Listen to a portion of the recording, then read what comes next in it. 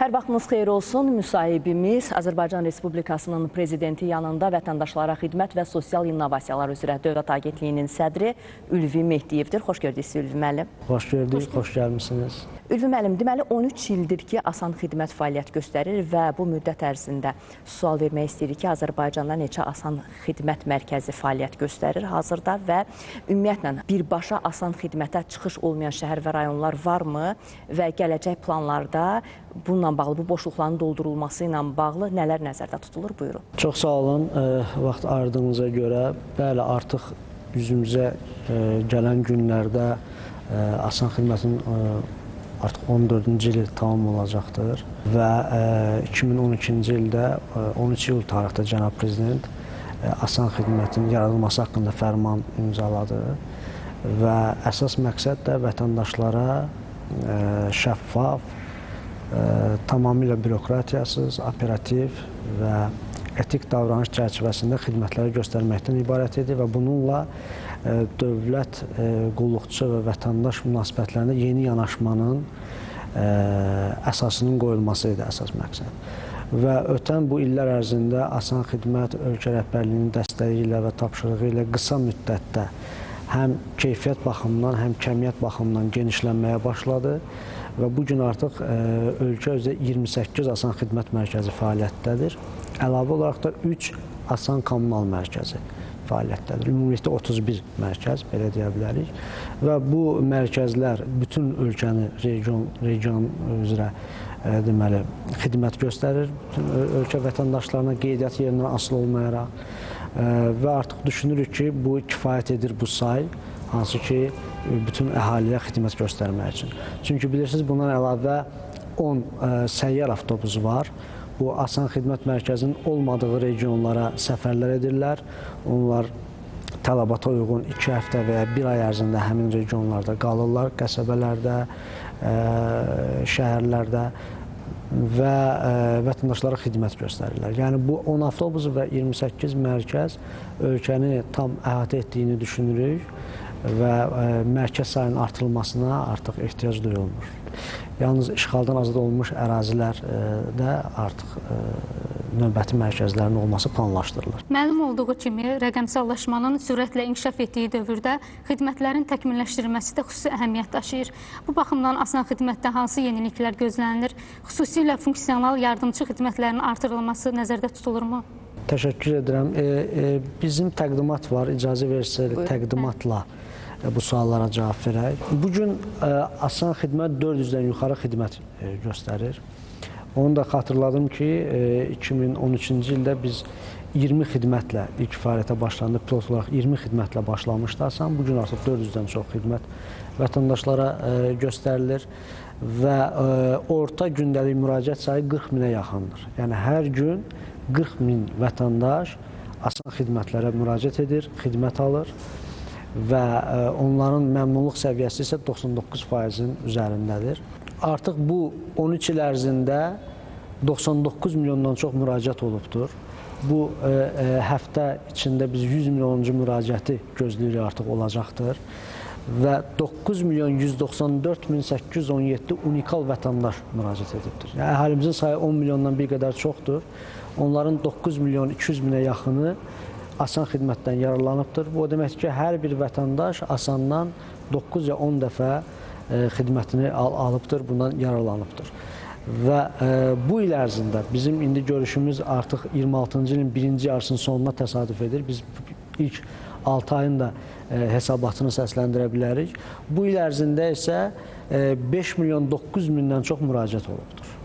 Və 1 milyon 602 min unikal vətəndaş bu 6 ay ərzində müraciət edibdir Asana və xidmət alıbdır. Əgər biz dinamikaya baxsaq, bu hər il artım üzrə gedir və bu ilin də ilk 6 ay nəticələri göstərir ki, vətəndaş müraciətlərin sayı artmışdır. Burada bir rəqəmə diqqət yetirmək istəyirəm. 2026-cı ilə qeyd etdiyim kimi 5 milyon 902 min müraciət olubdur və onların 72%-dən rəy alınıbdır. Yəni 4 milyon 252 min vətəndaşdan biz soruşmuşuq. Razı qalmısınız Asandan, narazı qalmısınız, narazılıqsa problem nədədir? Bu çox böyük rəqəmdir. Biz vətəndaş məmnunluq səviyyəsini deyərkən əlbəttə topladığımız rəy sorğularından, şikayətlərdən, sosial hesablara gələn yazılardan, müraciətlərdən hamısını toplayıb ümumiləşdiririk, analiz edirik və 72% gələn vətəndaşların 72%-dən rəy toplamaq kifayət qədər ciddi bir mənbədir, mötəbər mənbədir. Yəni 3-5 adamdan soruşaraq bu rəy sorğusunun rəy nəticələrinə gəlinmir.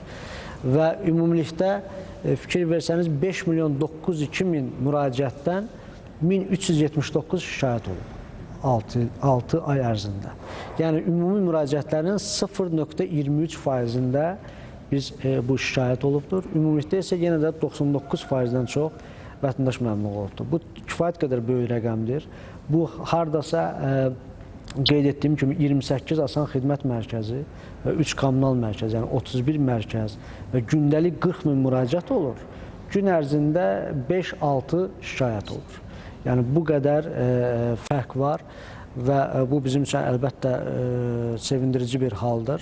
Şikayətlər isə 7 mənbədən toplanır. Qeyd etdiyim kimi rəy sorğularından biz indi təqdim edəcəyik. Əməkdaşlar hər bir pəncərədə vətəndaş rəyini bildirə bilir, xidmətdən razı qaldı yoxsa yox. Eyni zamanda könüllərimiz rəy sorğuları keçirirlər, razısınız yoxsa xidmət bitdikdən sonra. 108 çağrı mərkəzimiz var, ora müraciət edə bilir vətəndaşlar. Sosial şəbəkələrdə çox aktiv səhifələrimiz var. Asan xidmətin ümumiyyətlə sosial hesabları dövlət orqanları içində ən çox izləyicisi olan bir hesabdır. 500 mindən çox izləyicisi var və oradan biz müraciətlər alırıq. Elektron poçt vasitəsilə, elektron müraciət köşkü vasitəsilə və bütün bu rəqəmsal belə deyək, yollardan istifadə edə bilməyən vətəndaşlar üçün şikayət təklif jurnalı var. Orada yaza bilirlər. Yəni bütün segmentlər üzrə vətəndaşlarımızdan 7 mənbədən biz rəy və fikirlərini öyrənirik, şikayətlərini alırıq və xüsusi bizim data idarəetmə sistemi var. Orada real vaxt rejimində bütün müraciətlər analiz olunur və harda, hansı hissədə biz biznes prosesi inkişaf etdirməliyik, harda boşluq var, onu aradan qaldırmalıyıq, prosesi optimallaşdırmalıyıq və dərhal biz ona müdaxilə edə bilirik. Və asan xidmət qeyd etdiyim kimi 20 xidmətlə başlamışdı, artıq 400 xidmət var və demək olar ki, vətəndaşların gündəlik ehtiyacı ola bilən bütün xidmətlər bir platformada təqdim olunur, göstərilir və xidmətlərin sayının artırılması Cənab Prezidentin fərmanı ilə müəyyən olunur və gələcəkdə də hər hansı xidmət veriləcəksə bu fərman əsasında müəyyən olunacaqdır. Amma ümumilikdə demək istəyərdim ki, bu illər ərzində asan xidmətdə göstərilən xidmətlərin sayı kifayət qədər artırılıb, hansı ki artıq vətəndaşlarımız onlara lazım olan xidmətlərin böyük əksəriyyətini asan xidmətə gəlməklə bir pəncərə prinsipi ilə ala bilirlər. Ümumilikdə biz asan xidmət işlədirik, cəmiyyət biz asan xidmət kimi tanıyır. Bu konseptin ümumi adı və qurumun adı Vətəndaşlara Xidmət və Sosial İnnovasiyalar Dövlət Agentliyidir. Nəyə görə bunu vurğulayıram? Bu hələ 13 il əvvəl Cənab Prezidentin rəqəmsal transformasiyaya başladığını artıq sübut edən amillərdən, təşəbbüslərdən biridir.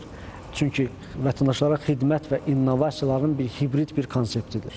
Biz vətəndaşlara xidmət etməliyik şəffaf, sıfır bürokratiya ilə, operativ, amma bunu innovasiyalar yolu ilə, innovativ metodlarla, rəqəmsal həllər tətbiq etməklə bu xidmətləri təşkil etməliydik və məhz bu asan xidmət konsepsiyasının əsas nüvəsi də budur. İnnovasiyalarla xidmətlərin, vətəndaşlara xidmətlərin birləşdirilməsi və bunların hibrid təqdim olunması. Ona görə də asan xidmət öz fəaliyyətinə başladığı ilk gündən texnoloji yeniliklərə, rəqəmsal həllərə, innovativ metodlara üstünlük veribdir. Bu sahədə dünyanın ən qabaqcıl innovasiyalarının araşdırılması və dövlət xidmətləri sahəsində tətbiq edilməsi ilə bağlı xüsusi iş aparıbdır. Və bu ötən illər ərzində də biz əgər nəzər yetirsək, asan xidmətin yarandığı dövrə qədər ölkəmizdə rəqəmsal həllərin, innovasiyaların tətbiqi səviyyəsi və asan xidməti Cənab Prezident yaratdıqdan sonra bu sahədə görülən işlər və innovasiyaların tətbiqi baxımından ölkənin gəldiyi bir yol kifayət qədər aydın görsənir, nə qədər inkişaf edibdir və Asan öz gündəlik idarə etməsində mütləq bu texnoloji həllərdən istifadə edir.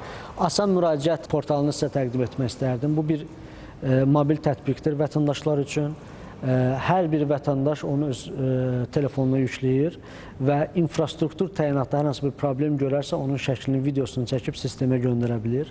Deyək ki, yolda problem oldu, kommunal hansısa xidmətin ciddi bir problemi oldu, ekoloji məsələlərlə bağlı, müxtəlif infrastruktur məsələləri və dərhal sistem onu aidiyyatı üzrə o problemi məsuliyyət daşıyan quruma göndərir. Və hər bir vətəndaş telefonunda izləyə bilir onun müraciəti hansı quruma getdi, kim icra edəcək, problemi həll edəcək və neçə günə həll etməlidir və sonda o baxıb problem həll olunursa qiymətləndirə bilir dövlət orqanı ki, bu problem həll olundu yoxsa yox. Misal üzərindən göstərmək istəyirəm. Görürsünüz, vətəndaş şəklini çəkib yoldakı bu problemi və daha sonra icra olunubdur, o problem həll olunubdur və vətəndaş ona baxıb qiymətləndirə bilir. Bugün artıq ilk bunu biz Bakı və Sumqayıt şəhərlərində başlamışdıq. Bugün artıq Respublikanın bütün şəhərlərində, rayonlarında istənilən yerdə vətəndaşlarımız bu sistemdən yararlana bilər. Bu həm də problemlərin həllində vətəndaş iştirakçılığını təmin edən bir sistemdir. Yəni vətəndaş problemi sadəcə müşahidə etmir, problemin həll olunması üçün dövlət orqanlarına öz yardımını göstərir. Yəni ilkin məlumatlandırmaqla, operativ məlumatlandırır, sadəcə şəklini, videosunu çəkib göndərməklə dövlət orqanlarını prosesə daha operativ müdaxilə etməyə imkan yaradır. Asan viza sistemi, bu elektron viza sistemidir. 2017-ci ilə Cənab Prezidentin fərmanı ilə yaradılıbdır. Bugün əcnəbilər Azərbaycana tamamilə elektron viza almaqla qısa müddətdə öz istəklərinə uyğun olaraq 3 saat ərzində və ya 3 gün ərzində elektron viza alıb ölkəyə gələ bilirlər və bu illər ərzində 5 milyondan çox viza verilibdir əcnəbilərə və burada sistemi maraqlı edən digər faktorlardan biri də Azərbaycanı gələn əcnəbilərin rəylərinin alınmasıdır.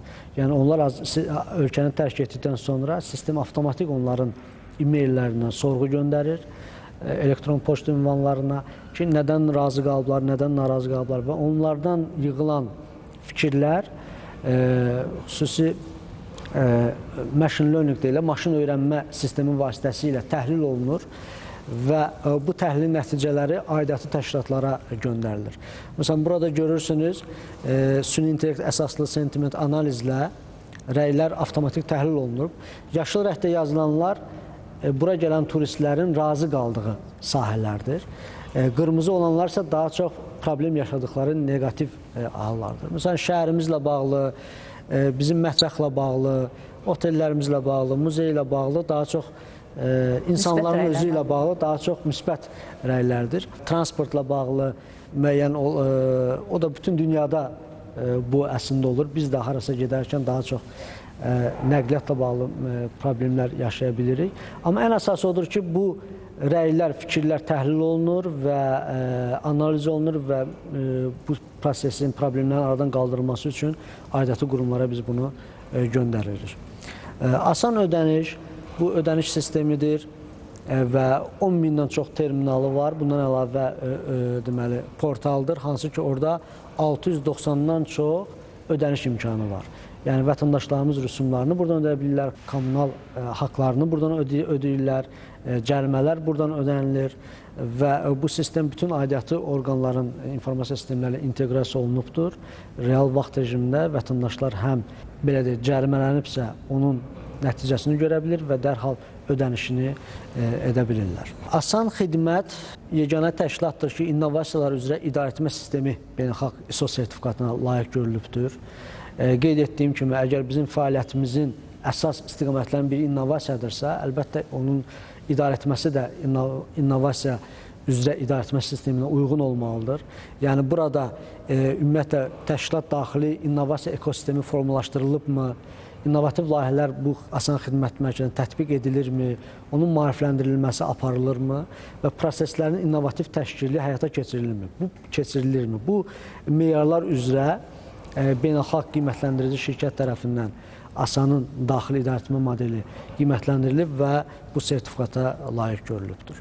Və sizin toxunduğunuz Asan xidmətdə o yeni rəqəmsal həllərin tətbiqi ilə bağlı onu deyim ki, Asan Xidmət 24-cü ildən etibarən süni intellekt əsaslı həllər tətbiq edirik daxili idarəetmədə. Xüsusilə də data əsaslı qərar vermə sistemi tam bizdə formalaşıbdır. Bu nə deməkdir? Yəni, agentliyin sədri və ya başqa idarə edən menecerlər tərəfindən intuisiyaya əsaslanan, güman edirəm ki, düşünürəm ki, bu tipli düşüncələrlə qərar verilmir. Burada bütün qərarlar dataya əsaslanır. Yəni, sistem, qeyd etdiyim kimi, vətəndaşlarımızdan topladığımız rəylərin, təkliflərin, şikayətlərin, xidmətlərin müddəti, xidmət standartlarına uyğun o meyarlar əsasında real vaxt rejimində toplanan datanın əsasında sistem bizə proqnozlar verir. Yəni, bugün biz bir qərar verə bilərik, amma bu qərar icrada hansı nəticələr doğurur, onu real vaxt rejimində görə bilirik, müşahidə edə bilirik və əgər yolunda getməyən bir məsələ varsa, ona real vaxt rejimində müdaxilə edə bilirik və qərarlarımızı dəyişə bilərik bununla və ya yeni qərar verə bilərik. Yəni, Asanın daxili idarəetmə modeli tamamilə data əsaslı qərar vermə mexanizminə əsaslanır. Misal göstərmək istəyirəm sizə. Hər bir xidmətin bir standartı var Asan Xidmətdə. Misal üçün, şəxsiyyət vəsiqəsi xidməti üçün vətəndaş müraciət edibsə, ona xidmət pəncərəsində maksimum 10 dəqiqə xidmət göstərilməlidir. Yəni, 10 dəqiqəni keçməməlidir xidmət prosesi. Əgər hansısa mərkəzdə, hansısa xidmətdə artıq 10 dəqiqədən artıq vətəndaş bu xidmət üçün pəncərədə əyləşibsə, sistem monitoring departamentinə, nəzarət departamentinə artıq bir bildiriş göndərir. Ki, filan, misal üçün çəkirəm, Balakən Asan Xidmət Mərkəzində filan nömrəli pəncərədə vətəndaş artıq 11-ci dəqiqədir pəncərədə oturubdur. Və nəzarət şöbəsi, eyni zamanda həmin Asanın rəhbərliyi dərhal o pəncərəyə müdaxilə edə bilir. Görəsən, problem nədir? Nəyə görə bu qədər gecikdirilib? Yəni, operativliyin aşağı düşməməsi üçün. Və bütün bunlar bütün xidmətlər üzrədir və bütün mərkəzlər üzrədir. Və yaxud da mən sizə göstərmək istəyirəm nümunə şikayətlərin idarə edilməsi sistemidir. Ötən 2 həftə ərzində biz 209 şikayət toplamışıq. Onlar hansı mərkəzlərdəndir bu şikayətlər? Hansı xidmətlərdəndir? Şikayətin məzmunu nədir? Onu biz görə bilirik və mərkəzlər üzrə, xidmətlər üzrə və bizim operatorlar üzrə, yəni əməkdaşlarımız üzrə bir performansı çıxarda bilirik. Və bununla biz həm də real vaxt rejimində asanlarda nə baş verir, hansı yeni problem yarandı və ya hansı problem daha da dərinləşir, görə bilirik və ona müdaxilə, aradan qaldırması üçün ona müdaxilə edə bilirik. Bütün bunlar həmin o data əsaslı qərar vermə sistemimizin bir komponentləridir. Məsələn, operatorların fəaliyyət xəritəsi. Hər bir operator 8 saatlıq iş vaxtında neçə saatını işləyib, neçə vaxtını istirahət vaxtından necə istifadə edibdir, nə qədər vətəndaş qəbul edibdir, barəsində şikayət olubmu, olubsa əsaslıdır ya əsassızdır. Buna uyğun hər bir əməkdaşımızın bir performansı, həftəlik, günlük və aylıq performansı ortaya çıxır ki, sonda qiymətləndirmədə bütün bunlar nəzərə alınır. Və süni intellektlərin tətbiqi çox vacibdir. Qeyd etdiyim kimi, artıq 2024-cü ildən etibarən biz süni intellekt həllərinin tətbiqinə başladıq Asan Xidmətdə və çox yaxşı nəticələr əldə edirik. Bizim çağrı mərkəzi artıq tamamilə süni intellekt əsaslı xidmətə keçid edir. İndi pilot olaraq müəyyən komponentlərini artıq istismara vermişik, amma bu il artıq tamamilə çağrı mərkəzi süni intellekt əsasında işləyəcəkdir. Bu nə deməkdir? Bu 24/7 fasiləsiz çağrı xidmətini göstərə bilmək deməkdir. Vətəndaşların gözləmə müddətini 0 saniyəyə endirir. Yəni, istənilən vaxt zəng etsələr, gözləmədən birbaşa suallarına cavab ala biləcəklər. Və bütün zəngləri 100% qiymətləndirə biləcək ki, zənglərə cavab ətraflı oldu, məlumatlandırma tam oldu, davranış, müraciət forması hansı səviyyədə oldu, onlar qiymətləndirilə bilir. Situasiya mərkəzimiz var. Orada biz indi mən sizə tanış etmək istərdim, o mərkəzlə buradadır. Bütün mərkəzlərdə video müşahidə ilə əməkdaşlarımızın davranışına baxılır. Yəni, bilirsiniz, Asan xidmət bugün deyir ki, şikayətlərin sayı 0,23%-dir. Bunun səbəblərindən biri də Asanda tətbiq olunan bu həllərdir. Məsələn, situasiya mərkəzi kimi həllər. Biz bununla nöqsanlarımızı özümüz qabaqcadan görüb aradan qaldırırıq ki, artıq vətəndaş narahat olmasın, vətəndaş şikayətinə səbəb olmasın və bununla preventiv tədbirlər görmüş oluruq. Misal üçün, bizim üçün vacibdir vətəndaşla gülərüz davranmaq, vətəndaşla göz təmasını düzgün qurmaq, vətəndaş qarşısında doğru bir formada əyləşmək və suallarına cavab vermək. İsimliyimiz yerimizdə olmalıdır. Vətəndaş qarşısında digər işlərlə məşğul olunmamalıdır. Telefonla danışmaq və ya digər əməkdaşla danışmaq və s. bu tipli. Situasiya mərkəzi məhz bu cür nöqsanları fiksasiya edir və vətəndaşın narazılığını yaratmamışdan əvvəl, yəni vətəndaşdan daha tez bunu görür və əməkdaşlara bir xəbərdarlıq olunur ki, onlar bu qaydalara əməl etsinlər. Və burada artıq süni intellekt tətbiq olunub. Misal üçün, mobil telefondan istifadə edirsə, xidmət yeri boşdursa və yaxud da əməkdaşın isimliyi yerində deyilsə, artıq burada sistem özü avtomatik müəyyən edir və aidiyyatı mərkəzə göndərir ki, o əməkdaş yerinə qayıtsın və yaxud da xidmət prosesini poza biləcək o hərəkətləri də çəkinsin, isimliyi yerində olsun və s. Bunlar texniki belə görünə bilər, amma yekunda vətəndaş məmnuniyyətini təmin edən həllərdən biridir. Vətəndaş axının idarə olunması tamamilə süni intellekt həllidir. Yəni, biz görə bilərik ki, mərkəz 4 mərtəbəli bir binadır, amma daha çox vətəndaş ikinci mərtəbənin hansısa bir hissəsinə fokuslanıbdır, digər yerlər boşdur. Sistem özü bunu müəyyən edir və bunun səbəblərini açıq göstərə bilir. Ən çox müraciət olunan xidmət yan-bayan eyni mərtəbədədir, yan-bayan pəncərədədirsə, təbii ki, vətəndaşlar daha çox ora axın edəcəkdir. Bax, bu həllin köməyi ilə biz vətəndaş axınını idarə edə bilirik. Pəncərələrdə vətəndaşların düzgün bərabər paylanılmasını ki, bu da sıxlığın yaranmasının qarşısını alır, vətəndaşların narahat olmaması üçün preventiv tədbirlər görməsinə bizim üçün şərait yaradır. Və süni intellekt əsaslı audit sistemi.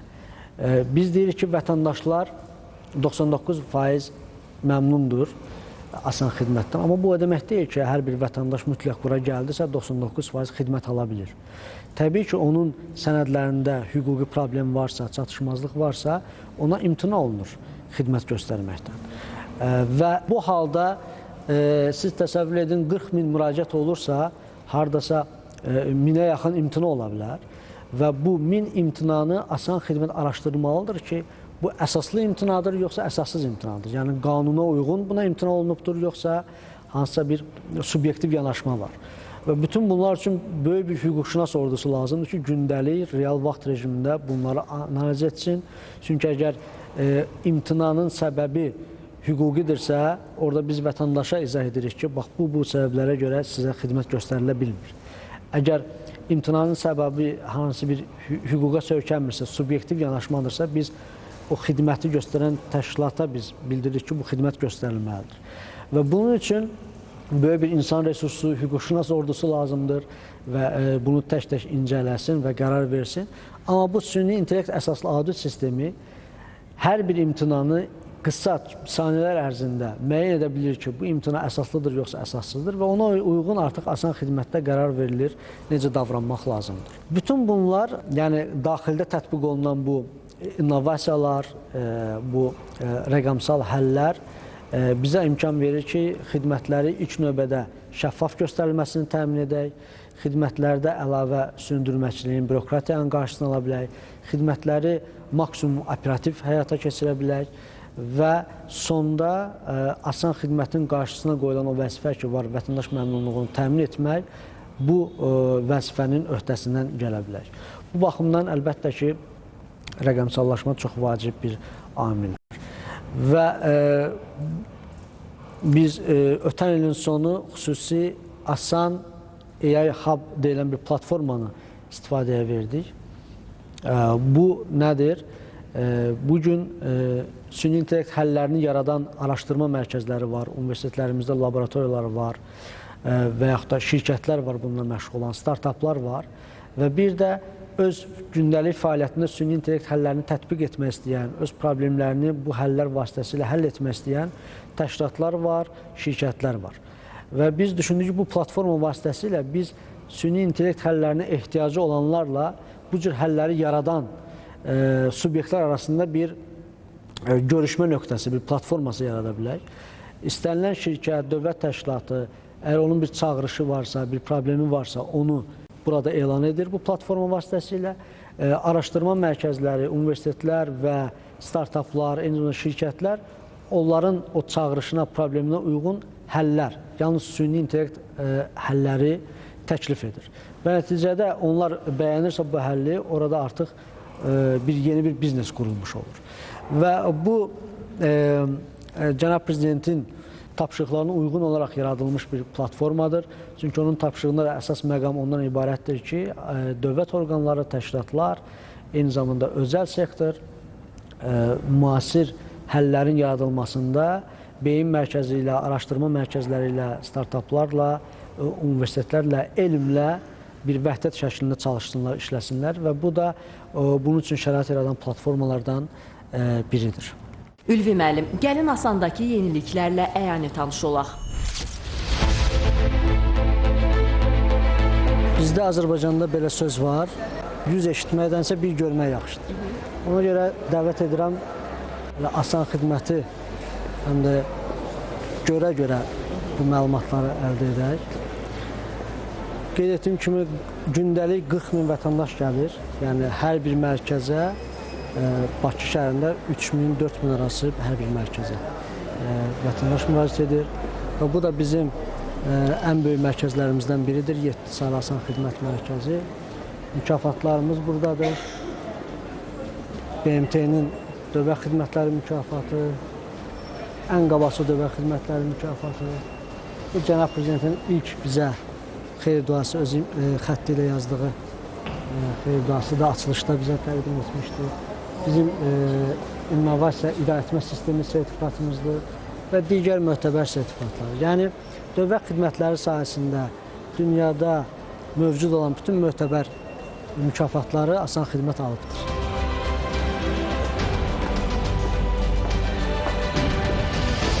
Bura bizim İnnoland mərkəzidir. Qeyd etdiyim kimi, ikinci digər fəaliyyət sahəmiz innovasiyalardır.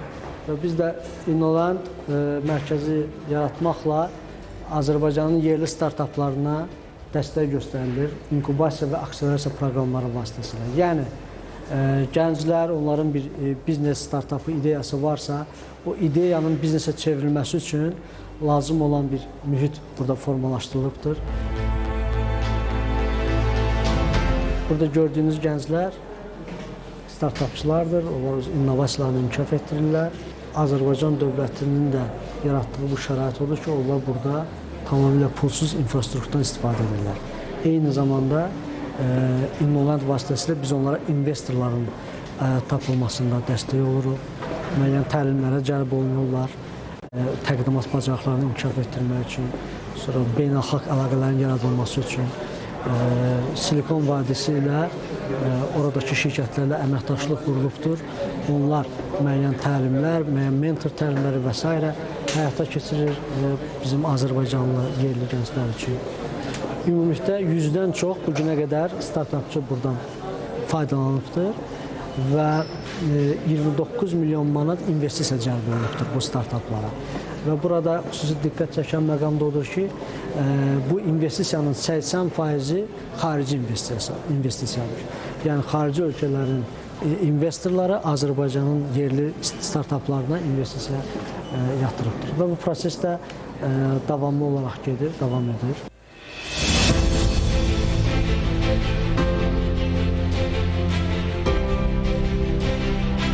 Ümumilikdə 100-dən çox bu dövr ərzində startap olub, onlardan 4-ü beynəlxalq səviyyədə, belə deyək, startap dili ilə desək, exit edibdir. Yəni, öz startaplarını açıq bazara sata bilibdir. Bu da böyük göstəricidir. Çünki, belə deyək, bu sahədə belədir ki, vəziyyət ola bilər yüzlərlə startap olsun və illərlə buna vaxt sərf olunsun, amma bunun yekunda uğurlu biznes kimi dünya bazarına çıxışı çox olmaya da bilər və ya çox az ola bilər. Amma 4 startupın exit etməsi bu kifayət qədər böyük göstəricidir, yaxşı nəticədir. Bura Bilim Bakı mərkəzidir. Bu fərqli bir konsepsiyadır. Burada 6-14 yaş arası uşaqlar məktəbdən kənar bura gəlirlər və gördüyünüz kimi burada sahibkarlıq laboratoriyası var, astronomiya laboratoriyası var, riyaziyyat, dizayn, təbiət elmləri laboratoriyası. Bir gün ərzində bu laboratoriyada onlar əylənərək öyrənək prinsipi ilə deməli öyrənirlər. Nədir sahibkarlıq laboratoriyası? Bu 6, 7, 8, 10 yaşlı uşaqlar burada nə olmaq istəyirlər gələcəkdə, nəçə olmaq istəyirlər, kim olmaq istəyirlər, onunla bağlı arzularını qeyd edirlər və sonra burada əldə etdiyi biliyin biznesə necə çevirmək olar, onun yollarını öyrənirlər. Yəni öz məhsullarını yaratmaq, onun marketinqini aparmaq, necə ola bilər, necə edə bilərlər, onu öyrənirlər. Bu çox vacibdir, çünki artıq uşaq yaşlarından uşaqlar biliyin biznesə çevrilməsi, biliyin tətbiqi, real həyatda, təcrübədə tətbiqi yollarını öyrənmiş olurlar, vərdişlər öyrənmiş olurlar. Bu astronomiya otağıdır. Burada uşaqlar kosmosla maraqlanırlar. Baxın, Marsda koloniya salıblar, süni peyk yaradıblar. Bunlar öz əlləri ilə bir növ toxunurlar prosesə və nəticədə onların mühəndislik arzuları yaranır. Yəni, gələcəkdə böyüyənə nə olmaq istəyirsən, onlar artıq texnoloji elmlərə yönəlirlər. Mühəndislik peşəsini sevməyə başlayırlar.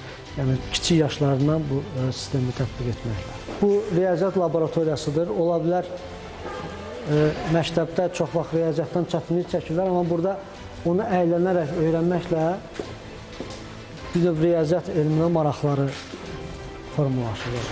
Salam uşaqlar, necəsiniz? Bura imtahanla gəlir uşaqlar, 80 nəfər il ərzində seçilir, 6-7-8 sinif uşaqları və onlar bu 2 il ərzində bu modullar, robototexnika, kibertəhlükəsizlik, proqramlaşdırma, dizayn, süni intellekt bu modullar öyrənirlər. Sonra onlar komanda şəklində öz məhsullarını yaradırlar, məhsulların prototipini yaradırlar. Burada onlar üçün xüsusi şərait var, özləri öz məhsulunu yaradır və onun proqramını yazırlar, hazırlayırlar. Bu, gələcəkdə əlbəttə bu texnoloji elmlərə marağı oyadır. Necəsən dostum? Yaxşıyam. Özümü birinci təqdim edeyim. Mən 9-cu şagirdi, Ayxan Əlidir. Deniyapı şagirdiyəm. Artıq 2 ildir qurtarmışam. İndi bu dəfə yağış şeydir, yəni birinci ilim qalır. Baxın, birinci ilim qalır. Aha, nə düzəldirsən? TV panelcadan. Bu avtonomdur. Oradakı gördüyünüz də bizimdir. O manualdır. Onu biz hərəkət etdiririk. Bu isə özü edir. Bu özü hərəkət etdirir. Bunun bu hamısını özün hazırlamışsan. Proqram təminatını da özün yazmışsan. Nə edəcək bu? Funksiyası nədir? Funksiyası bu stabilikdən asılıdır. Yəni bizim verdiyimiz əmrdən asılıdır. Məsələn, eğer əmr verirək ki, məsələn, hər hansı izləyib kəşfiyyat etmək və ya da izləyib, məsələn, hər hansı ekoloji vəziyyətə öyrənmək, ümumiyyətlə hər şey olur da, yəni buradan. İnterneti əvvəlcə göz ki, bir dənə otomasyon öyrənir. Baxın, 9-cu sinif uşağı özü çipləri də yerləşdirib, proqramını yazıb, maketi qurub. İnternetə bağlandıqdan sonra... Ölkəmizin gələcəyi parlaqdır. İnternetə bağlandıqdan sonra bu başlayıb məlumatlar verməyə, bunun altında da sensorlar var. 1, 2, 3, 4. Bu divar izləmək üçündür, yəni divar izləmək, divar tam sıfırlamaq üçündür. Bu isə dərinlikdir, avtovant, yəni avtomatik. Sınaqdan keçirirsən, yoxsa hələ yazırsan? Hələ ilkin bizdə prototip sınağını eləmiş ki, yəni qanatdan bir yerdə atmışıq ki, yəni düzgün uçurmu, yəni aerodinamikası düzgündür. Belə ilk əllə uçanda, atır, uçur da, amma indi tam sistemdə hələ yox olmuş, hər deyir. Uğurlar sənə. Bu yarışa hazırlıqdır, yoxsa nədir? Bu sadəcə bir komanda yiyirmişik. Bu gündən mənim günüm idi. Mən bir gün olaraq gəlmişəm, o bir gündən olaraq gəlməyəcəm. Bunu ilk mən yığıram, mən proqramistdən elektronikasıyamda. Bunu yığıram, ondan sonra da bunu... Başa düşdüm. Hansı məktəbdənsən? Mən Şuşa. Şuşa bir nömrə tam oxumur. Şuşa bir nömrə tam oxumur. Qarabağdan gəlmişəm. Oradan gəlmişsən, Şuşadan gəlmişsən. Bəli. Halaldır sənə. Biz gərək Şuşada bunu yenisini yaradaq ki, sən bir də bura gəlməyəsən, hə? Yəni, əziyyət çəkib gəlməyəsən. Uğurlar sənə. Çox sağ olun. Şad oldum. Görürsünüz, Şuşa bir nömrəli məktəbin yetirməsi. Ülvi müəllim, siz bir qədər əvvəl qeyd elədiniz, işğaldan azad olmuş ərazilərdə fəaliyyət göstərən Asan Xidmət mərkəzləri ilə bağlı. Ümumiyyətlə, Şuşada 2 ildir ki, artıq Asan Xidmət mərkəzi fəaliyyət göstərir. Bilirik ki, artıq məskunlaşma sürətlənir işğaldan azad olmuş ərazilərdə. Gələcəkdə daha hansı işğaldan azad olmuş ərazilərdə Asan Xidmət mərkəzləri fəaliyyət göstərəcək? Bununla bağlı planlarınız varmı? Buyurun. Hal-hazırda işğaldan azad edilmiş 3 şəhərdə Asan Xidmət Mərkəzinin yaradılması planlaşdırılır. Bu, Ağdam şəhərində, Cəbrayıldə və Laçındadır. Onlar regional mərkəz olacaqlar və ətraf rayonlara da xidmət edəcəklər. Və qeyd etdiyiniz kimi artıq 2 ildir Şuşada Asan Xidmət Mərkəzi fəaliyyətdədir. Və həm Şuşa sakinlərinə, həm azad olmuş digər ərazilərdə artıq yaşayan vətəndaşlarımıza xidmət göstərirlər.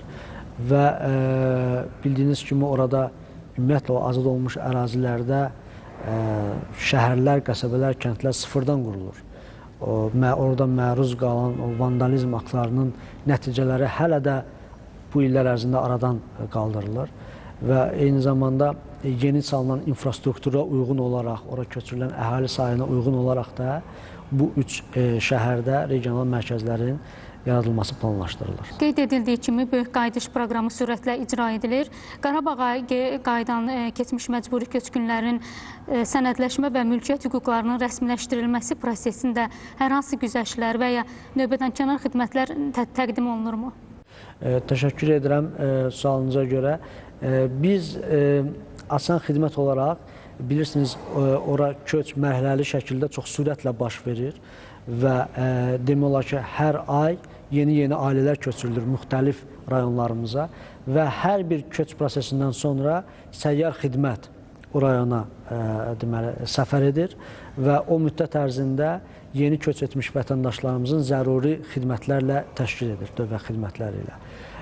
Və əlbəttə ki, orada səyyar xidmət getdiyinə görə xüsusi növbədənkənar hansı güzəştə də ehtiyac yoxdur. Çünki hamısı bir qəsəbənin insanları, onlar eyni vaxtda xidmət ala bilirlər. Ülvi müəllim, Asan Xidmət modeli artıq bir sıra ölkələrdə tətbiq edilir, uğurla tətbiq edilir deyə bilərəm.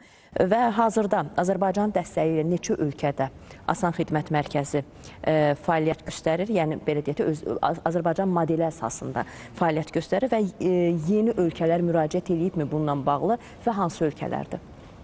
Təşəkkür edirəm. Bəli, qeyd etdiyiniz kimi Asan artıq Azərbaycanın intellektual bir brendidir və ixrac olunur. Bir intellektual məhsul kimi, bir model kimi bütün ölkələrdə dövlət xidmətləri sahəsində əgər bir islahat aparmaq istəyirlərsə, ən yaxşı təcrübəni tətbiq etmək istəyirlərsə, onlar Azərbaycanın Asan modelinə müraciət edirlər. Təbii ki, bu da səbəbsiz deyil.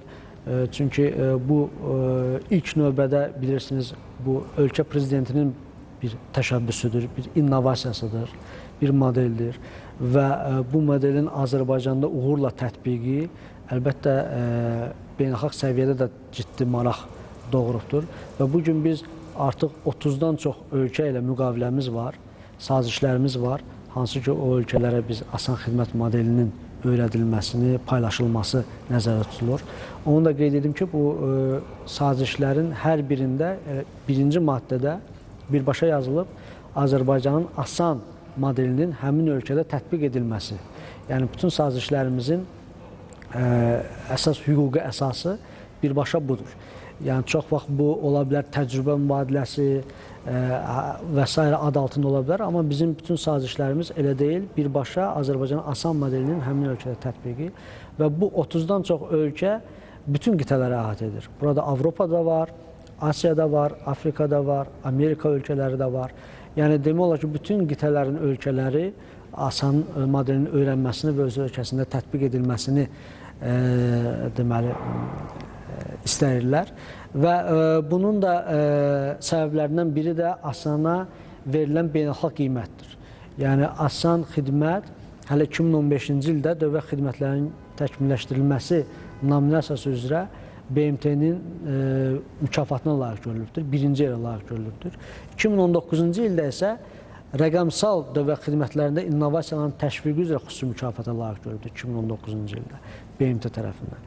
Yəni, dünyanın ən mötəbər təşkilatıdır BMT, 200-ə yaxın üzv ölkələri var və BMT-nin sırf bu ölkələr içində Azərbaycanın bu dövlət xidmətləri modelinə bu cür 2 dəfə mükafat verməsi artıq digər ölkələrin də deməli marağına səbəb olur. Eyni zamanda bu Azərbaycan dövlətinin dövlət xidmətləri, dövlət idarəçiliyi sahəsində apardığı islahata verilən beynəlxalq bir mötəbər bir qiymətdir, bir tanınmadır. Və eyni zamanda hər il dünya hökumətləri sammiti keçirilir Birləşmiş Ərəb Əmirliyində və orada dünyanın ən qabaqcıl dövlət xidməti mükafatına layiq görülübdür. Bütün bunlar əlbəttə digər ölkələrin marağını, diqqətini çəkir və onlar asan xidmət modelini öyrənmək istəyirlər. Bilirsiniz, BMT-də xüsusi dövlət xidmətləri departament var və əsasən ölkələr dünyanın ən yaxşı təcrübələrini öyrənmək üçün ora müraciət edirlər və BMT bu zaman Azərbaycanı tövsiyə edir, Azərbaycanın asan modelini tövsiyə edir və beləliklə ölkələr bizə müraciət edirlər bu xidmətləri öyrənməyə. Və qeyd etdiyim kimi 30-dan çox ölkə ilə bu istiqamətdə işləyirik, amma 6 ölkədə artıq tamamilə tətbiq olunur. Yəni orada bizim burada olan kimi mərkəzlər var, xidmətlər göstərir və asan modelinin bütün komponentləri tətbiq olunur. Texnoloji yenilikləri, könüllü institutu, rəy sorğuları, vətəndaş məmnunluğu üçün aparılan işlər, yəni bütün bunlar eyni ilə asanda necədirsə, eyni cür həmin ölkələrdə tətbiq olunur. Gördüyünüz kimi burada həmin o ölkələrdir ki, hansı ki biz onlarla asan modelini paylaşırıq və 18 ölkə hal-hazırda müraciət edib onlardan əlavə ki, asan modelini öyrənməyə burada Vyetnam, Barbados, Çili, Liviya, Tacikistan, İraq, Baham adaları, Kenya, Qvineya, yəni bir çox ölkələr, Braziliya, Federasiya Respublikası, müxtəlif qitələrdən, müxtəlif ölkələr, bunlar hal-hazırda müraciət edənlərdir. Yəni qarşıda bizim əməkdaşlıq edəcəyimiz ölkələrdir. Və artıq qeyd etdiyim kimi Əfqanistanda, İndoneziyada, Özbəkistanda, Uqandada, Efiopiyada və Pakistanda artıq asan xidmət modeli tam tətbiq olunur. Bu 6 ölkədə ümumi götürsək, asan xidmət 750 milyona yaxın vətəndaşa xidmət göstərir. Yəni, dünya əhalisinin 750 milyonluq bir kontingentidir və bu bizim üçün əlbəttə qürurverici bir faktdır ki, Azərbaycanda qurulan belə bir model, belə bir sistem artıq dünyanın 700 milyondan çox əhalisinə xidmət göstərir. Və bu say getdikcə də artacaqdır. Və mən diqqət etmək istəyirəm əməkdaşlıq etdiyimiz ölkələrə. Orada ölkə var ki, 280 milyona yaxın əhalisi var, asan xidməti tətbiq edir. Ölkə var ki, 1 milyona yaxın əhalisi var, asan xidməti tətbiq edir. Yəni, bu deməkdir ki, bu model miqyaslana bilən bir modeldir. Yəni, asan xidmət modeli həm böyük əhali sayı olan, böyük ərazisi olan ölkələrdə də uğurla tətbiq edilə bilir. Eyni zamanda kiçik ölkələrdə də uğurla tətbiq oluna bilir. Bu, asanın unikallığını göstərən əlamətlərdən biridir. Çünki burada tətbiq olunan o metodologiya, bu yaxşı idarə etmə deyirlər, yaxşı idarəçilik sistemi ölkələrin hüquq sisteminə, ölkələrin mədəniyyətinə, mental tələblərinə asılı olmayaraq uyğunlaşa bilir, həmin ölkələrin mövcud sisteminə uyğunlaşa bilir və xidmət göstərə bilir. Bu məqamda maraqlıdır ki, ölkəmizin intellektual brendi olan asan xidmət modelinin tətbiqi üçün hər hansı ödəniş və ya lisenziya mexanizmi nəzərdə tutulurmu? Bununla bağlı bir plan varmı? Asan xidmət digər dövlətlərə asan xidmətin tətbiqi məsələsində bir məqamı ümumiyyətlə xüsusi vurğulamaq istəyirəm. Asan həm də özü-özlüyündə bir rəqəmsal transformasiyanın bir tərkib hissəsidir və həmin ölkələr həmin dövlətlər öz ölkələrində rəqəmsal transformasiyanı həyata keçirərkən asan xidmət modelinə həm də ona görə üst tuturlar ki, onlar Azərbaycanın dövlət siyasətini tanıyırlar, bəyənirlər, ona görə Azərbaycanın modelinə üstün tuturlar. Nə deməkdir bu? Bugün bilirsiniz, bir çox inkişaf etmiş ölkələr var, texnoloji cəhətdən, innovasiyalar cəhətdən kifayət qədər ciddi məhsulları var. Amma o ölkələr sırf Azərbaycan modelinə ona görə həm də ona görə müraciət edirlər ki, Azərbaycanın beynəlxalq münasibətlər sistemində apardığı diplomatiyaya güvənirlər. Yəni, Cənab Prezidentin apardığı siyasət həm də asan xidmətin genişlənməsinə xüsusi münbit şərait yaratmış olur. Çünki biz digər dövlətlərin daxili işlərinə qarışmırıq, digər dövlətlərə nəyisə veririksə, onun əvəzində hansısa bir siyasi və uyğun olmayan, bərabər olmayan hansı bir tələblər olmur və bu güvən, bu etibar, Cənab Prezidentin yaratdığı bu beynəlxalq etimad mühiti həm də o cümlədən bizə də imkan verir ki, asan xidmət modelinin digər ölkələrdə tətbiqində uğurlu ola bilər. Və ona görə də mən bir məsələni vurğulamaq istəyirəm ki, bir çox ölkələr var, bax bu dedim 30-dan çox ölkədir. Ölkə rəhbərliyi həmin ölkələrə bir növ asan xidmət modelini hədiyyə etmiş olur. Yəni bir dostluq, bir əməkdaşlıq çərçivəsində o ölkələrə dəstək, o ölkələrin insanlarına, xalqına, hökumətinə dəstək münasibəti ilə biz asan xidmət modelinin orada tətbiqində dəstək oluruq, kömək oluruq. Bəziləri beynəlxalq təşkilatların dəstəyi ilə bu modeli öz ölkələrində tətbiq edirlər, yəni onların ayırdığı resurslar hesabına. Yəni müxtəlif formatda olur ölkələrlə əməkdaşlığın münasibətləri və ən əsası odur ki, bugün dövlətimiz bir çox sahədə inkişaf edirsə, beynəlxalq səviyyədə tanınırsa və biz öz təcrübəmizi digər ölkələrlə paylaşa biliriksə, bunun üçün tələbat yaranıbsa, bu Azərbaycanın həm çox tərəfli, həm iki tərəfli münasibətlərdə sərgilədiyi diplomatiyanın bir nəticəsidir. Ülvi müəllim, siz bir qədər əvvəl qeyd elədiniz, səyyar asan xidməti ilə bağlı. Ümumiyyətlə, bax, bu layihə hazırda hansı miqyasda fəaliyyət göstərir və son illərdə bu xidmətdən neçə vətəndaşı bu xidmət əhatə edib və gələcəkdə bunun genişləndirilməsi nəzərdə tutulurmu? Səyyar xidmət, elə asan xidmətin ilk yarandığı günlərdən qısa müddət sonra Cənab Prezidentin tapşırığı ilə artıq həyata keçirilməyə başladı. Qeyd etdiyim kimi 10 xüsusi avtobuslardır, hansı ki onların içi elə kiçik, mini bir asan xidmət mərkəzidir. Onlar qabaqcadan elan olunmaqla ölkə üzrə il ərzində ölkənin bütün rayonlarını, ən çətin relyefli ərazilərə belə səfər edirlər və orada vətəndaşlarımıza xidmətləri əlçatan edirlər. Bu çox vacib bir hissədir. Nəyə görə? Bilirsiniz, BMT-nin bir dayanıqlı inkişaf məqsədləri var.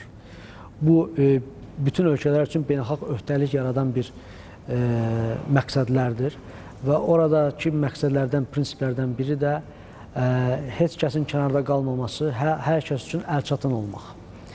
Və sırf asanın səyyar xidməti əlçatanlıq baxımından çox uğurlu bir həldir, hansı ki, digər ölkələr buna çox xüsusi maraqla qarşılayırlar və öz ölkələrinə tətbiq etmək istəyirlər.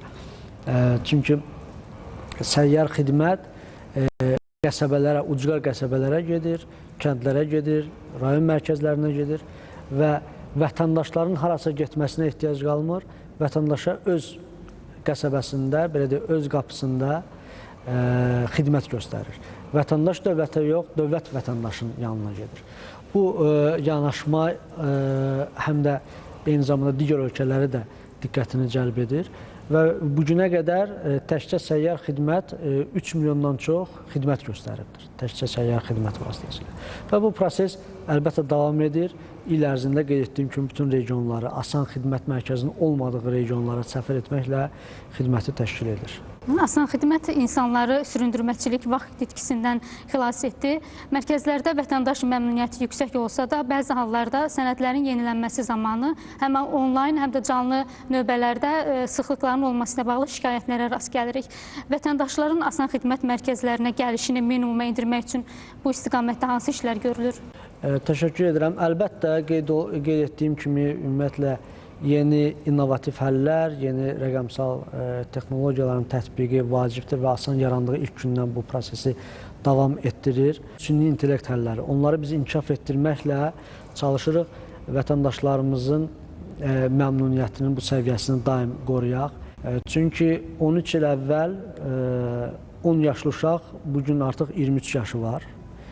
O 10 yaşında olanda xidmətlər əvvəl necə idi, indi necədir, onu müqayisə etmək imkanı yoxdur, çünki görməyibdir. Bugün isə artıq 23 yaşlı vətəndaşın tam hüquq və fəaliyyət qabiliyyətlidir, o xidmətlər alır və o Asana gəlir, keçmişlə müqayisə edə bilməz, etməməlidir də və əlbəttə o vətəndaşlarımızın yeni yanaşması, yeni tələbləri yaranır. Və bizim də işimiz əlbəttə o yeni tələblərə cavab verməkdir. Buna görə də xidmətlərimizi daim təkmilləşdirmək, biznes prosesi daim optimallaşdırmaq bizim əsas məqsədlərimizdən biridir. Və qeyd etdiyim kimi rəqəmsallaşma da bunun əsas hissəsidir. Bilirsiniz, rəqəmsallaşma özü-özlüyündə məqsəd ola bilməz, olmamalıdır. Rəqəmsallaşma bir vasitədir.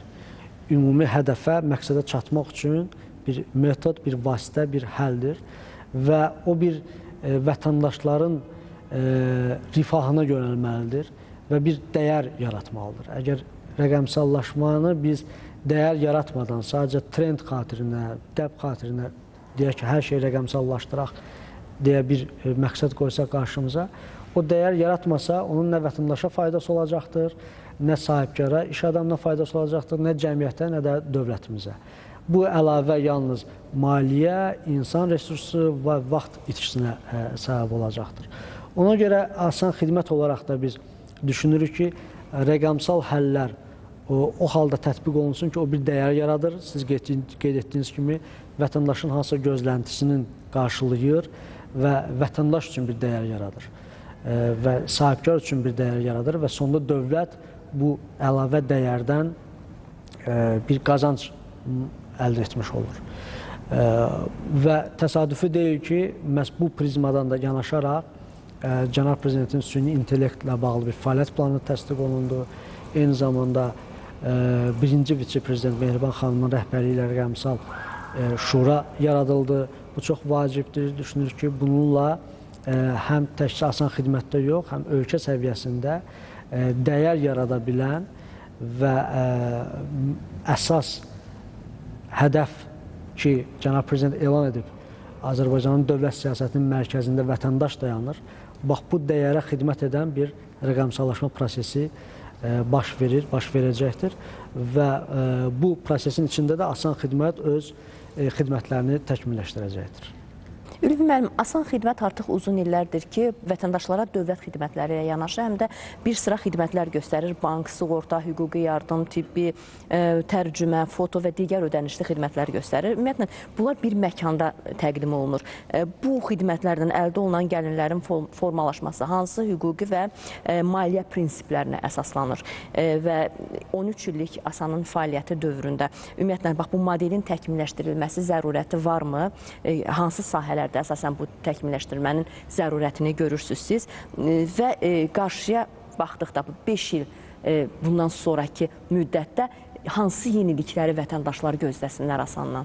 Ümumiyyətlə, doğru vurğuladınız. Bəli, asan xidmət təkcə dövlət xidmətlərinin göstərildiyi, təşkil olunduğu bir platforma deyil. Eyni zamanda özəl xidmətlər də burada göstərilir. Bir növ asan xidmət bir dövlət özəl tərəfdaşlığı platformasına çevrilibdir. Burada da əsas məqsəd vətəndaş məmnunluğunu təmin etməkdir. Çünki vətəndaş bura gəlir bir xidmət almağa, dövlət xidmət almağa, eyni zamanda onun bank xidmətlərinə, sığorta xidmətlərinə, tərcümə xidmətlərinə, digər hüquqi yardım xidmətlərinə ehtiyacı varsa, eyni zamanda o xidmətləri ala bilir. Yəni, bir binaya gəlməklə eyni vaxtda bir neçə problemini həll etmə imkanı yaranır. Bu sadaladığınız xidmətlər də asan xidmətin yaradılması haqqında fərmanda öz əksini tapıbdır və təbii ki, dövlət asan xidmət binaları dövlət əmlakıdırsa, həmin xidmətlər əmlak məsələləri komitəsi ilə bağlanmış müqavilət çərçivəsində xidmətlərini təşkil edirlər. Bu proses bu cür gedir. Eyni zamanda növbəti 5 illə bağlı dediniz. Əlbəttə, xidmətlərin sayının artırılması, çeşidlərinin artırılması və eyni zamanda xidmət proseslərinin avtomatlaşdırılması, rəqəmsallaşdırılması ilə bağlı, xüsusilə də süni intellektin yaratdığı imkanlardan faydalanmaq üçün burada süni intellekt həllərinin tətbiqi bizim növbəti illərdə hədəflədiyimiz əsas göstəricilərdir və Hətta mən təqdim edə bilərəm. Artıq AI köməkçi var, süni intellekt köməkçisi var. Mən ona şərti olaraq Mr. Asan deyirəm, cənab Asan. O hər həftə mənə xüsusi e-mail göndərir ki, Asanda nə baş verir? Bu ən sonu indi mən sizə açmaq istəyirəm. Son 7 iyula qədər olan həftədə 277.685 müraciət qeydə alınıbdır. Orta gözləmə müddəti 12 dəqiqə, orta xidmət müddəti isə 6 dəqiqə 80 saniyə təşkil etmişdir. Və sonra yazır əsas müşahidələr, nə olub, şikayətlər varsa nə olub, ən çox hansı mərkəz və sonunda tövsiyə verir mənə ki, nələri etsəniz proses daha da avtomatlaşdırıla biləcəkdir. Bilmirəm, o görsənə bilir, yoxsa yox. Və bu tövsiyələr əsasında biz həmkarlarımızla birgə nə edə bilərik? Biznes prosesini necə optimallaşdıra bilərik? Vətəndaşlar üçün necə daha əlçatan və daha operativ xidmət göstərə bilərik?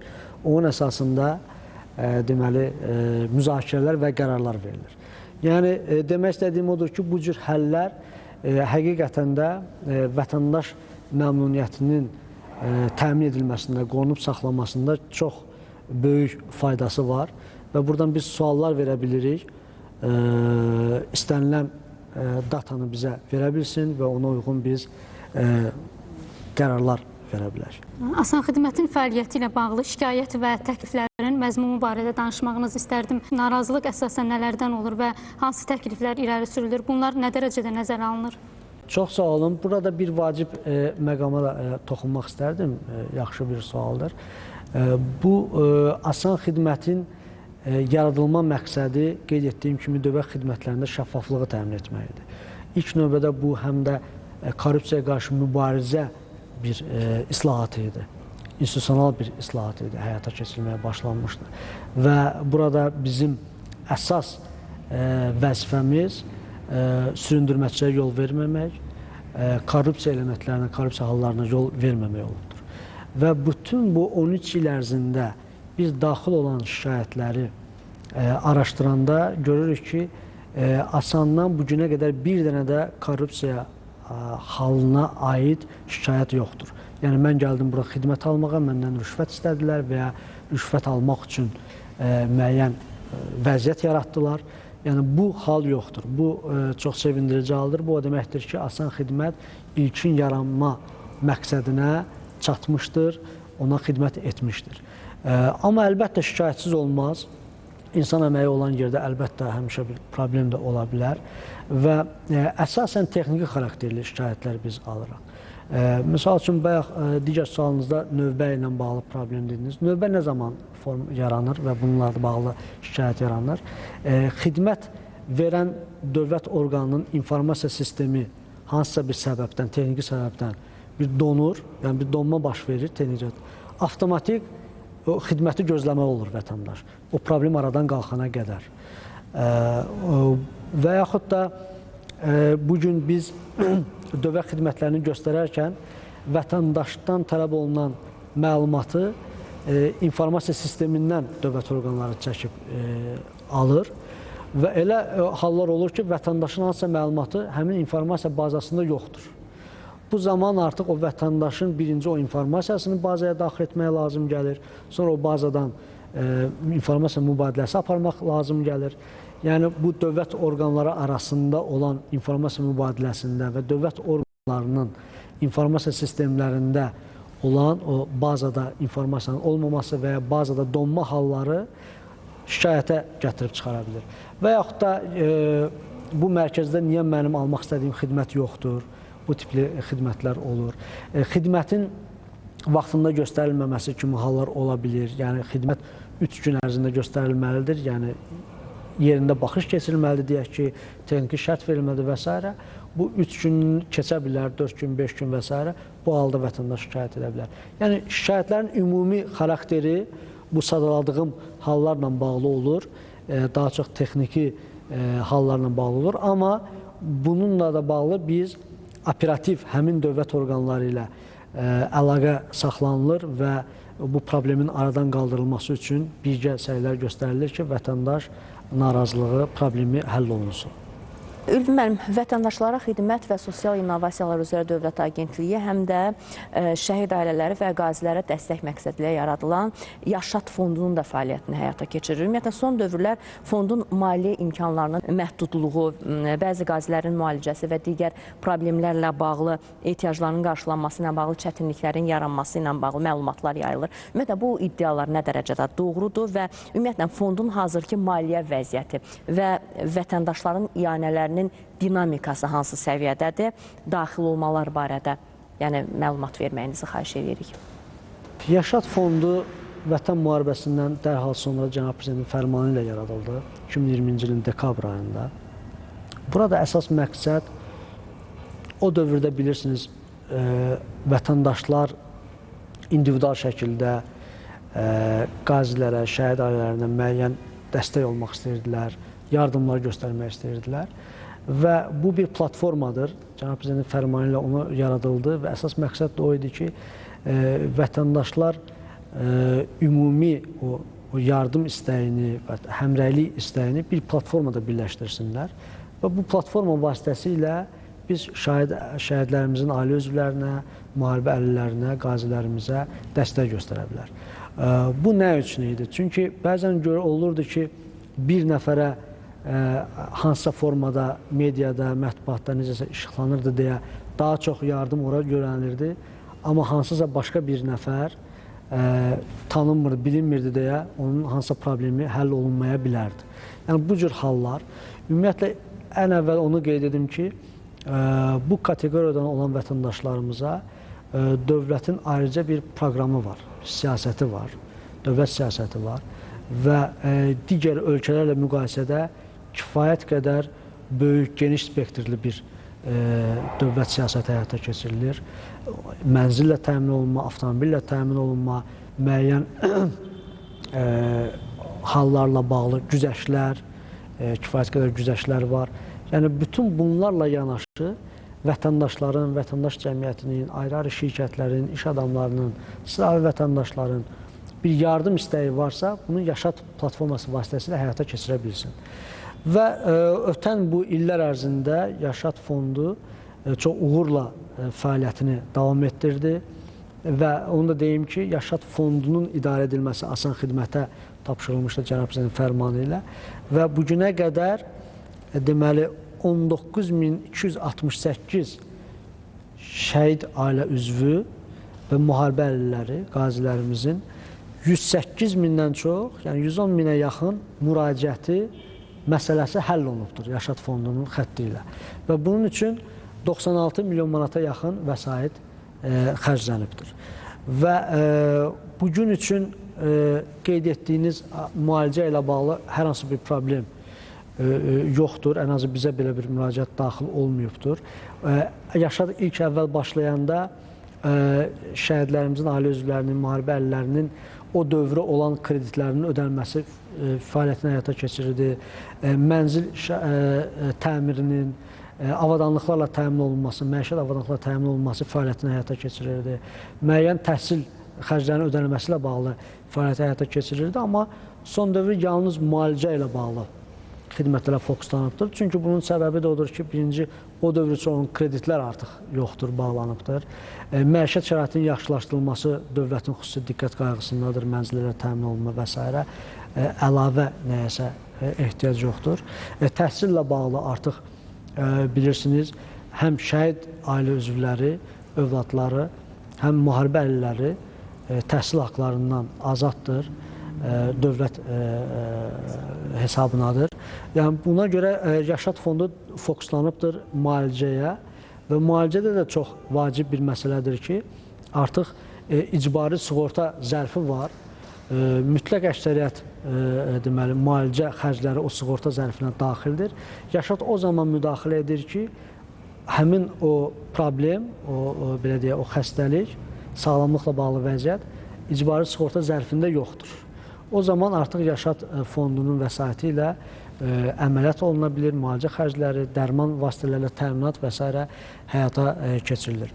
Bundan əlavə Yaşad fondu ümumilikdə deməli 87 əlavə tədbirlər həyata keçirir. Buna aiddir şəhid uşaqları üçün yaşat düşərgələri, yeri gəlmişkən bu hal-hazırda davam edir Lənkəranda.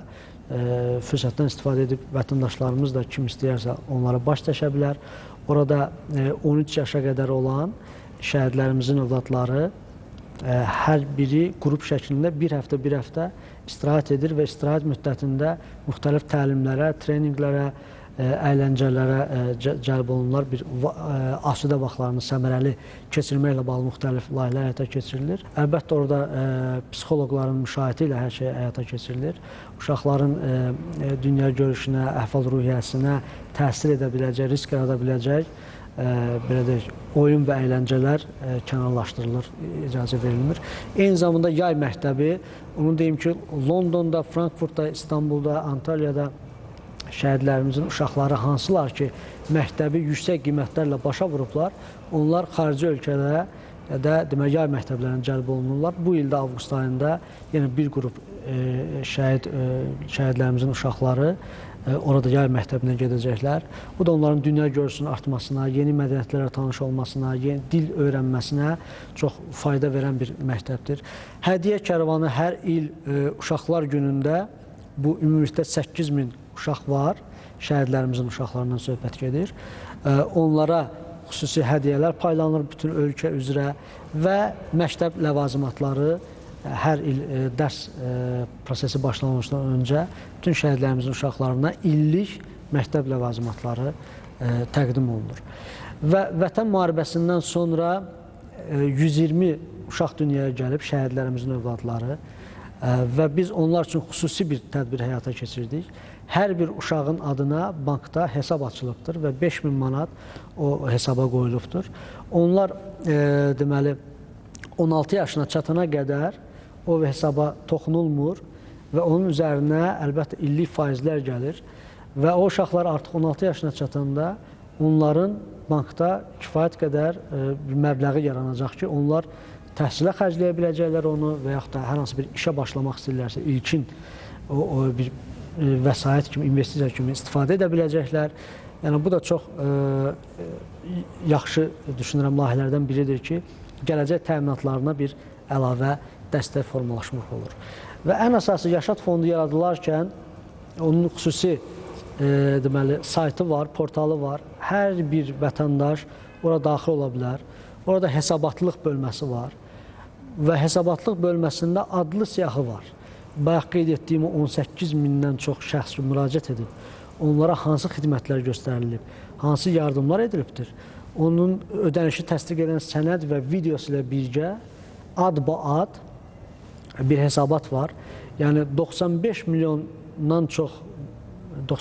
manatdan çox vəsait xərclənibsə, kimə, hara, necə, nə qədər, nə üçün xərclənibdir, istənilən Azərbaycan vətəndaşı belə deyək, audit edə bilər bu hesabatlıq əsasında. Yəni bununla da biz fondun şəffaflığını təmin etmiş oluruq ki, insanlarda bir etibar formalaşsın ki, onlar bilsinlər ki, onlar iyanə edərlərsə, o iyanə hara, necə xərclənir. Və bugün üçün əlbəttə bu ötən 6 il ərzində həm problemlərin sayı kəskin azalıbdır, yəni 6 il əvvəlki qədər müraciətlər yoxdur. Buna uyğun iyanələrin də sayı azalıbdır, bu da düşünürəm təbii bir azalmadır. Amma demək istəyirəm ki, Yaşad fondu vətəndaşlar üçün yaradılmış bir iyanə platformasıdır. Əgər vətəndaşlarımız iyanə edəcəksə, Yaşad öz funksiyasını davam etdirəcək. Etməyəcəksə, artıq öz fəaliyyətini məhdudlaşdıracaqdır. Yəni, bu təbii bir prosesdir.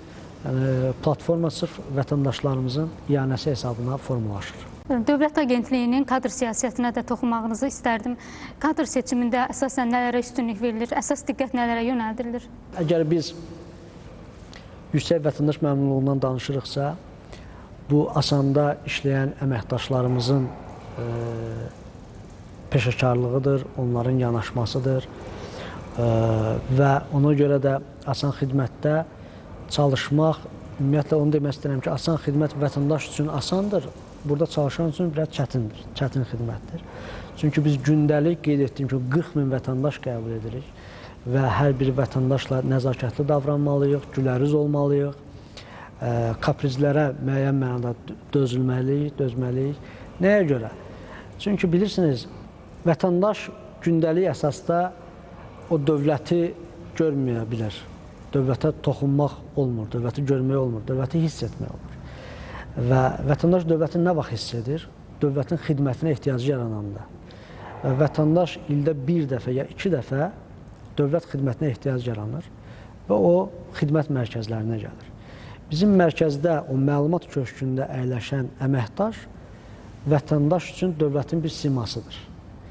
Əgər o əməkdaş vətəndaş yanaşması göstərməsə, yəni necə kömək edə bilərəm deməsə, bu sualı verməsə, onun probleminə qayğı ilə yanaşmasa, güləriz olmasa, get-gələ salsa, vətəndaşın gözündə dövlət necə təsəvvür olunacaq bilirsiniz.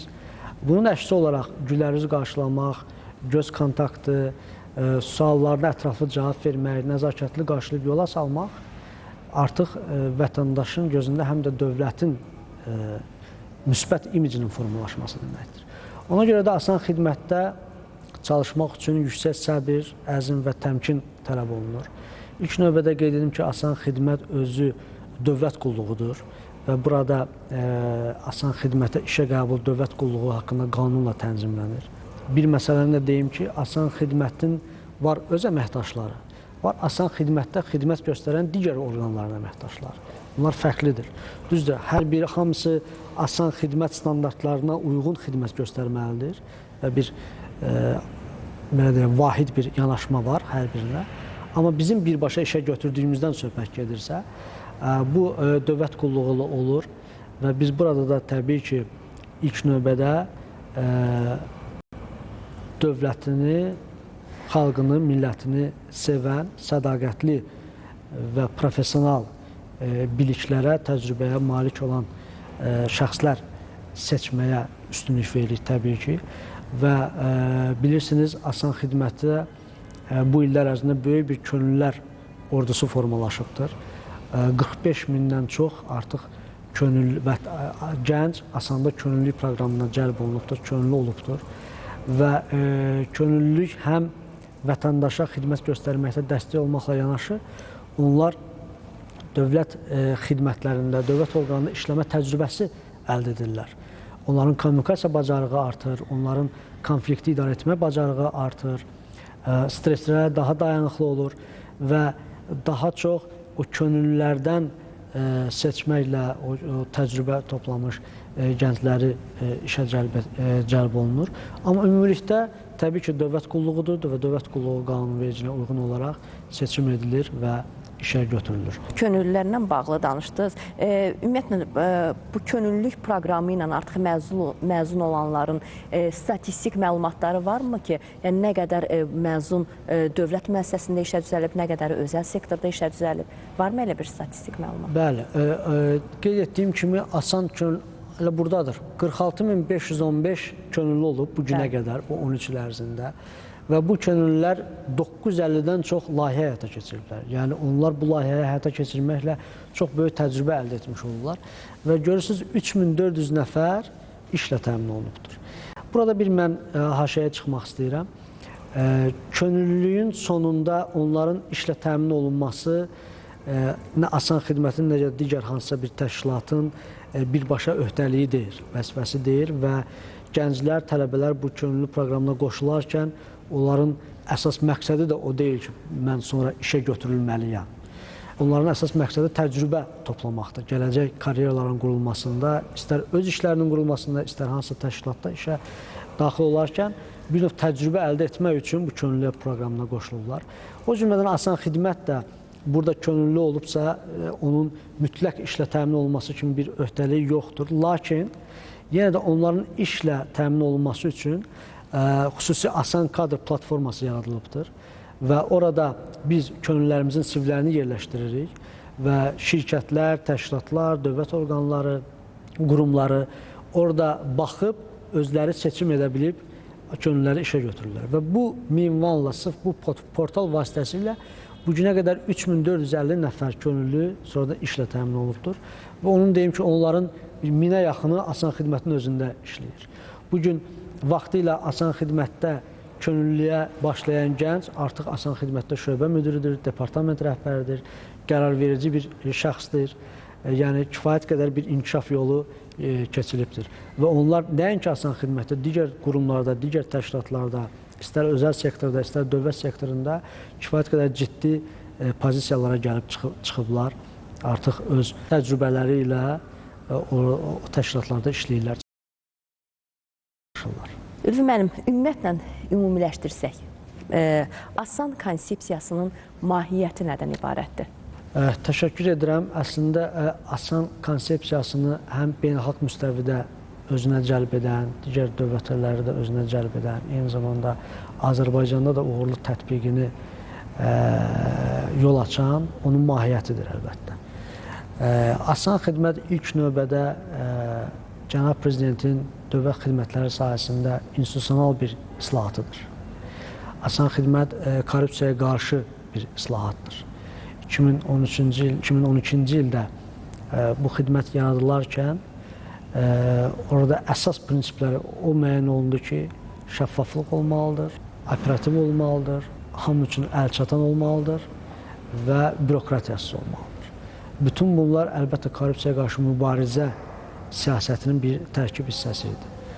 Və ikinci, mən qeyd etdiyim kimi, BMT-nin İnsan Hüquqları Şurası bununla bağlı xüsusi qətnamə qəbul edibdir. Yəni, vətəndaş hüquqlarının realizə edilmə konsepsiyasıdır. Dövlət asan modelini, asan mərkəzlərini yaratmaqla vətəndaşlara öz hüquqlarını həyata keçirmə platformasını yaratmış oldu, imkanını yaratmış oldu. Digər BMT-nin dayanıqlı inkişaf məqsədlərinə cavab verən bir platformadır. BMT-nin dayanıqlı inkişaf məqsədləri, qeyd etdiyim kimi, bütün BMT üzv ölkələr üçün bir öhdəlikdir. Və orada bir neçə məqsədlər var ki, Azərbaycanın asan modeli birbaşa həmin o dayanıqlı inkişaf məqsədlərinə xidmət edir. Bu da Azərbaycanın bu sahədə beynəlxalq reytinqinə müsbət töhfə verir. Eyni zamanda BMT səviyyəsində dayanıqlı inkişaf məqsədlərinə Azərbaycanın bir xüsusi töhfəsi olmuş olur. Çünki Azərbaycan bu modeli paylaşmaqla, digər ölkələrlə paylaşmaqla həm də qlobal məqsədlər, dayanıqlı inkişaf məqsədlərinə xidmət etmiş olur. Və ən nəhayət, asan ümumilikdə rəqəmsal transformasiyanın əsas komponentidir. Çünki asan modelinin qurulması ilə, yaradılması ilə, həyata keçirilməsi ilə rəqəmsal transformasiyaya start verilmiş oldu Cənab Prezident tərəfindən. Və burada tətbiq olunan rəqəmsal həllər, eyni zamanda asan tərəfindən yaradılan, digər dövlət orqanları üçün yaradılan rəqəmsal həllər kifayət qədər çoxdur. 50-dən çox informasiya sistemi yaradılıbdır və bugün ayrı-ayrı qurumlar tərəfindən o istifadə olunur, inkişaf etdirilir və asan xidmətlərin standartlaşdırılması və onların asan indeks, dövlət xidmətlərinin reyestri və digər alətlərlə onların biznes proseslərinin optimallaşdırılması rəqəmsallaşmaq üçün əsas bünövrə sütun rolunu oynayır. Ona görə də yenə də digər dövlətlərin bu modelə müraciət etməsinin səbəblərindən biri də odur. Çünki bugün rəqəmsallaşma, rəqəmsal transformasiya dünyanın bütün ölkələri üçün prioritetdir. Əsas ümdə vəzifələrdən biridir və onlar bu transformasiyanın uğurla həyata keçirilməsi üçün Azərbaycanın asan modelini öz ölkələrində tətbiqində maraqlıdırlar və bu istiqamətdə işləyirlər.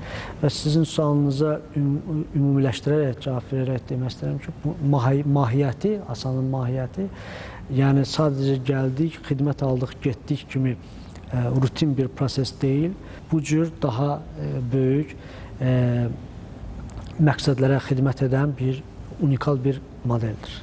Təşəkkür edirəm Ülvi müəllim suallarımızı cavablandırdığınız üçün. Müsahibimiz Azərbaycan Respublikası Prezidenti yanında vətəndaşlara xidmət və sosial innovasiyalar üzrə Dövlət Agentliyinin sədri Ülvi Mehdiyev idi. Sağ olun.